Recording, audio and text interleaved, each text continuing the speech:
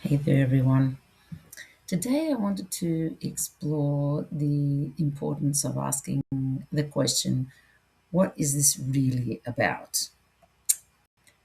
And the reason I say this is because I think we're going through times where we're healing a lot of old wounds very quickly, and time is speeding up. And I think that there's a sort of sense of urgency to really look at ourselves deeply and heal any traumas or wounds that we have open. So I want to share an experience that may open your eyes or give you another perspective to this.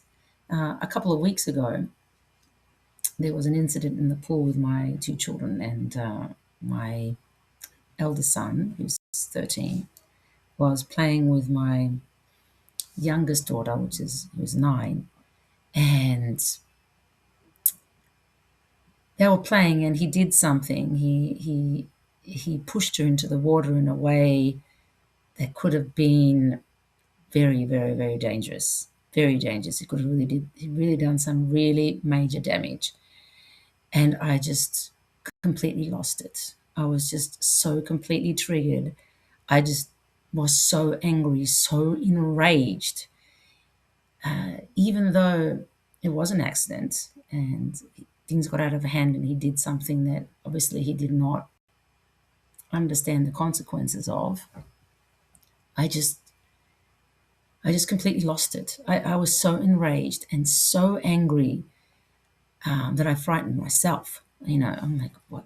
Why? Why am I so angry? I completely lost it.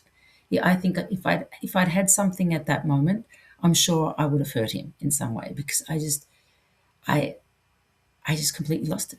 So I sat down with myself because I was in awe of how much anger I had there and how that had triggered me so much. And I just didn't even recognize myself at how angry I was. And I asked the question, what is this really about? What is this telling me about myself?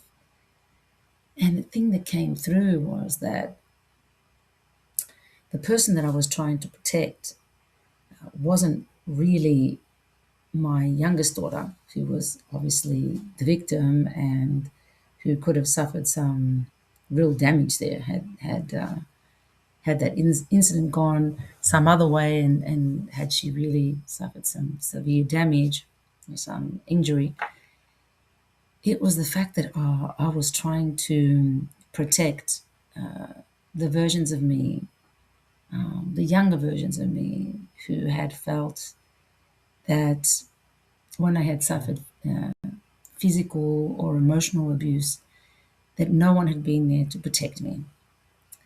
And so when I became so upset and when I lashed out against my son, it was almost as if I was lashing out against the people who had done me harm in the past. And the person I was trying to protect in the form of my daughter was myself from those people. And I really sat with that and I said, that rings so true because I have felt very alone, unprotected on many an occasion.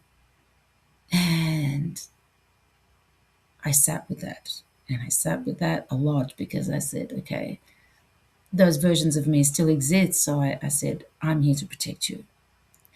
And there's nothing, and you're going to be absolutely fine. And I also needed some healing with my son, who, in end effect, had done me a favor because he had helped me to see this hidden trauma within myself that I had not seen and that I was not aware of. But he did it in such a way that it didn't cause my daughter any serious harm. So there was just a scratch in the end, and a bump, a scratch and a bump. So it was a relatively not easy, but certainly less traumatic way of seeing those wounds that were still within me. And he had helped me to see that. So I needed to make peace with him.